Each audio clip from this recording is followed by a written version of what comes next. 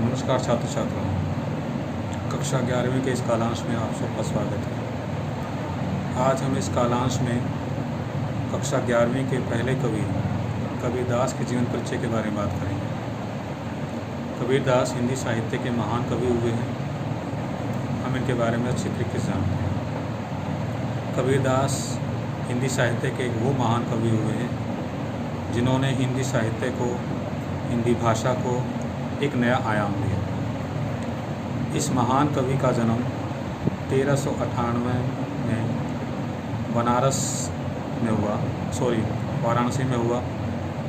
वाराणसी में इनके जन्म को लेकर कई तरह की मंत्रणाएं हैं। कोई कहता है कि इनका जन्म कमल के पत्ते पर हुआ, कोई कहता है कि इनका जन्म सीधे आकाश से हुआ, कोई कहता है कि इनका जन्म कहीं से पानी से उत्पन्न हुआ। लोगों की अलग अलग धारणाएं हैं, लेकिन ऐसा माना जाता है कि इनका जन्म काशी में हुआ और इनके जो पालन पोषण है वो एक जुलाहा दंपति ने किया था। इसका नाम था नीरू और नीमा। ये जुलाहा दंपति थे जिन्होंने इस निम्न स्तर के बच्चे का, निम्न जाति के बच्चे का, जिसे हम कबीरदास के नाम से जानते हैं, उनका पालन पोषण किया। समय बीतने के साथ साथ इनका विवाह एक अच्छी तरह की महिला, इसका नाम तुलसी देवी था, उनसे इनका विवाह हुआ और फिर कमाली इनके दो, एक पुत्र एक पुत्री का जन्म भी हुआ। इनके गुरु की बात हम करते हैं। इन्होंने गुरु के नाम पर रामानंद जी का सानिध्य प्राप्त किया। हम ये कह सकते हैं कि रामानंद जी इनके गुरु थे, जिससे इन्होंने शिक्षा दीक्षा प्राप्त की। इनकी 3 रचनाएं प्रमुख रूप से मिलती हैं: साखी, सबद, रमैणी। साखी, सबद, रमैणी, ये 3 रचनाएं वो रचनाएं हैं जिनको इन्होंने एक ग्रंथ, जिसको हम बीजक के नाम से जानते हैं, में संग्रहित किया। संग्रहित करने के बाद इनका जो पूरा विस्तृत वर्णन मिलता है वो बीजक वर्णन में ही मिलता है। इनकी भाषा शैली सदूकड़ी थी। सदूकड़ी का मतलब ये है कि ये अनपढ़ थे, एक घुमंतु प्रवृत्ति के थे। आज इस क्षेत्र में अपने विचार उत्पन्न कर रहे हैं, कल उस क्षेत्र में अपने विचार उत्पन्न कर रहे हैं। तो इनसे, इनकी भाषा में बहुत सारे क्षेत्रों के शब्दों का समावेश हो गया। उत्तर प्रदेश में जाते थे तो उत्तर प्रदेश में के शब्दों का समावेश, राजस्थान में जाते थे तो राजस्थान में के शब्दों का समावेश हो गया। हरियाणा, पंजाब या जहाँ भी जिस क्षेत्र में जाते थे वहाँ के शब्दों का समावेश इनकी भाषा में हो गया। इसी कारण इनकी भाषा को सदूकड़ी भाषा कहा जाता है। और इन्होंने अपने संपूर्ण साहित्य में, यानी कि 3 रचनाओं में, जिनको हम बीजक जो उनका ग्रंथ है उसके अंतर्गत देखते हैं, साखी, सबद, रमैणी को समाज संबंधित बातें की। जैसे समाज में देखा वैसे ही समाज में इन्होंने लिखा। इसके अलावा हम जो इसमें आगे हम ये देखेंगे कि किस प्रकार इन्होंने अपने 11वीं क्लास के जो पद हैं उसमें इन्होंने क्या बताने की कोशिश की है। देखिए, तो आज हम बात करते हैं 11वीं क्लास के जो पद हैं कबीरदास जी से संबंधित, उनमें देखिए क्या कहते हैं। अरे इन दोहुन रहा ना पाई, पहला पद है, अरे इन दोहुन रहा ना पाई,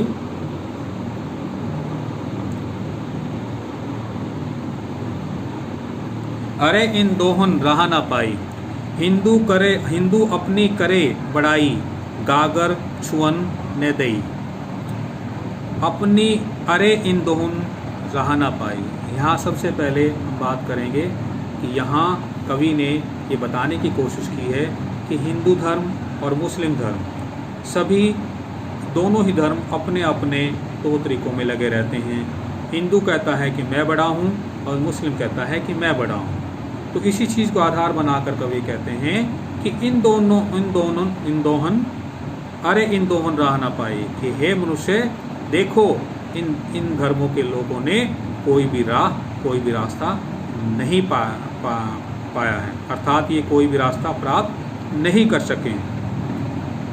हिंदू अपनी करे बड़ाई, गागर छुअन ने देई, कि हिंदू अपनी बड़ाई करता है, हिंदू अपनी बड़ाई करता है और अपनी बड़ाई में वो अपने पानी के मटके को, गागर मीन मटके, अपने पानी के मटके को किसी को छूने तक नहीं देता है, अर्थात वो छूत अछूत में विश्वास करता है। और वो ये कहता है कि कोई निम्न जाति का व्यक्ति है या कोई अछूत व्यक्ति है या तो उसके छूने से मेरा जो गागर है, मेरी मटकी है, वो दूषित हो जाएगी। यानी कि हिंदू अपनी बड़ाई करता है और अपने पानी के मटके को किसी को छूने नहीं देता, वो नियम धर्मों की बात करता है। लेकिन दूसरी तरफ वैश्या के पायन तरसोई, यह देखो हिंदू आए। लेकिन वही हिंदू जो नियमों की बात करता है, वही हिंदू जो अपनी मटकी को छूने नहीं देता है, वही हिंदू एक वैश्या के पास जाकर उसके पैरों के निकट सोने से भी परहेज बिल्कुल नहीं करता है। तो ये कैसा हिंदुत्व है? अर्थात हिंदू धर्म को ऐसा नहीं करना चाहिए, किसी प्रकार का कोई भेदभाव नहीं करना चाहिए। आगे मुस्लिम धर्म की बात की है।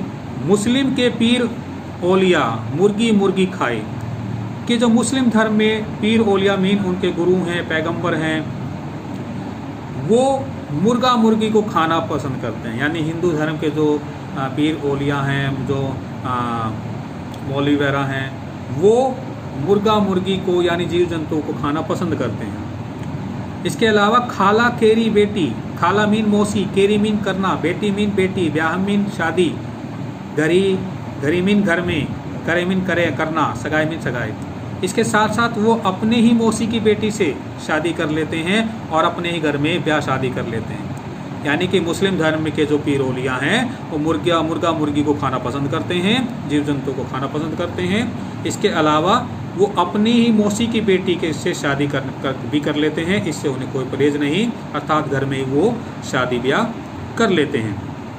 बाहर से एक मुर्दा लाई धोए धाए चढ़वाए, यानी बाहर से वो कोई मुर्दा लाते हैं, कोई जीव जंतु लाते हैं, चाहे मुर्गा है, मुर्गी है या और कोई जीव जंतु है, उसको मार कर लाते हैं और उसको धोई धाई मीन धो धा कर चूल्हे पर उसको पकने के लिए चढ़ा देते हैं। यानी कि दोनों धर्मों की बात की है। हिंदू धर्म की तो ये बात की है कि वो अपने बड़ाई करता है, नियमों को पालन करने की बात करता है और अपने पानी के मटके को ना छूने की बात करता है और उसको छू लेता है तो फिर उस पानी को अशुद्ध मान लेता है। और वही हिंदू फिर वैश्या के पाँव में जहाँ सोने से भी परहेज नहीं करता। तो मुस्लिम धर्म के जो पीर औलिया हैं वो भी मुर्गा मुर्गी खाना पसंद करते हैं, अपनी मौसी की बेटी से शादी भी कर लेते हैं, अपने घरों में सगाई वगैरह भी कर लेते हैं और किसी मुर्दे को लाकर उसको धो धा कर उसको चूल्हे पर पकने के लिए चढ़ा भी देते हैं। तो फिर ये दोनों धर्मों के बीच एक जो यथार्थ वो बताने की कोशिश की है कि ये दोनों धर्मों के लोग किस प्रकार का व्यवहार कर रहे हैं, अर्थात इसलिए इन दोनों को कोई रास्ता प्राप्त नहीं हुआ है। सब सखियाँ मिली बैठी जेवन मीन जीवना, भोजन करना, यानी कि वो बाहर से किसी मुर्दे को लाकर उसको धो धा कर चूल्हे पर चढ़ाते हैं और फिर सभी सखियाँ मिलकर उसको घर में बैठकर खाना खाती हैं और उसकी बड़ाई करती हैं। हिंदू की हिंदुआई देखी तुर्कन की तुर्काई, यानी हिंदू का हिंदुत्व देख लिया और मुस्लिम का मुस्लिम धर्म देख लिया। कहे कबीर सुनो भी साधु कौन रहा है जाए। आज कबीरदास जी कहते हैं कि हे भाई, हे संतो भाई, हे साधु भाई, ध्यान से सुनो, इस प्रकार कौन व्यक्ति अपने राह की ओर जा रहा है, किस रास्ते की ओर जा रहा है, ये हम नहीं कह सकते। अर्थात दोनों के दोनों धर्म जो है वो अपने सही मार्ग से, अपने सटीक मार्ग से बिल्कुल डिगे हुए हैं, वो उससे विपरीत राह चल रहे हैं। ये कबीरदास जी हमें बताना चाहते हैं। ये पहला जो दोहा था उसके बारे में बात की गई है। यहाँ हम विशेष की बात और कर लेते हैं। विशेष में कवि की भाषा खिचड़ी भाषा है। इसके अलावा यहाँ पर अनुप्रास सलेश, इसके अलावा पुनरुक्ति रूपक, इन अलंकारों का सुंदर प्रयोग किया गया है। इसके अलावा माधुर्य गुण प्रसाद गुण की प्राप्ति हुई है। उसके अलावा भक्ति रस शांत रस की प्राप्ति हुई है और यहाँ प्रतीकात्मक शैली का प्रयोग कवि ने किया है। और दोनों धर्मों के में जो मुख्य जो अहम बातें हैं वो तो बताने की कोशिश की है। अर्थात ये बताने की कोशिश की है कि दोनों धर्म कहीं ना कहीं अपने मूल उद्देश्य को छोड़कर भटकने का काम कर रहे हैं। अब देखिए दूसरे पद की बात करते हैं। दूसरे पद में देखिए, दूसरे पद में क्या बताया है, बालम आओ हमारे घेरे। अब पहले पद में तो कबीरदास ने क्या बताने की कोशिश की है, ये बताने की कोशिश की है कि हिंदू धर्म मुस्लिम धर्म में क्या अंतर है। अब यहाँ कवि ने बताने की कोशिश की है कि एक प्रेमिका है और एक प्रेमी है, और प्रेमिका अपने प्रेमी के विषय में कहती है कि जब तक वो घर नहीं आएंगे उनको कुछ अच्छा नहीं लगता। देखिए क्या कहते हैं, बालम आओ हमारे घेरे। बालम आओ हमारे घेरे। बालम मीन प्रियतम, आओ मीन आना, हमारे मीन हमारा, गे मीन घर, रे मीन पे। कि हे बालम हे प्रियतम तुम हमारे घर आओ, तुम बिन दुखिया देहरे। तुम्हारे बिन ये जो हमारा शरीर है, हमारा जो ये घर है, ये परिवार है, हमारा जो मन है वो सब दुखी है। कि हे बालम तुम हमारे घर आओ, तुम्हारे बिन हमारा मन, हमारा शरीर सब दुखी है। सब कोई कहे तुम्हारी नारी, कि मुझे सभी व्यक्ति तुम्हारी नारी कहते हैं, तुम्हारी पत्नी कहते हैं। और मोको लगत लाज रे, और उनके ऐसा कहने से मुझे लाज आती है, मुझे शर्म आती है। क्यों आती है? क्योंकि अब तक आपने मुझे मन से नहीं लगाया है, मुझे मन से प्रेम नहीं किया है, दिल से नहीं लगाया है। जब तक दिल से नहीं लगाओगे तब तक ये संसार हमारे इस नाते का मजाक उड़ाएगा, और जब तक वो करेगा मुझे लाज आती रहेगी। इसलिए तुम आओ और मुझे अपने हृदय से लगाओ, मुझे स्नेह करो। आप नहीं आ रहे हैं, आप मेरे घर में नहीं आ रहे हैं, इसलिए ना तो मुझे अन्न अच्छा लगता है, अन्य भावे में अच्छा लगना, ना तो मुझे अनाज अच्छा लगता है अर्थात भूख लगती है, नींद ना आवे, और ना ही मुझे नींद आती है। गृह बन धरे न धीर रे, और ना तो घर में ना ही वन में धैर्य बनता है, और अर्थात कहीं पर मुझे चैन नहीं आता है, चाहे मैं घर की बात कर लूँ, चाहे मैं वन की बात कर लूँ। ना तो मुझे अन्न अच्छा लगता है, ना मुझे नींद आती है, ना मुझे घर में चैन मिलता है, ना मुझे वन में चैन मिलता है। कामिन को बालम है प्यारो। अब यहाँ पर जो आप कवि कहना चाहते हैं कि कामिन का मतलब है यहाँ पर वो व्यक्ति।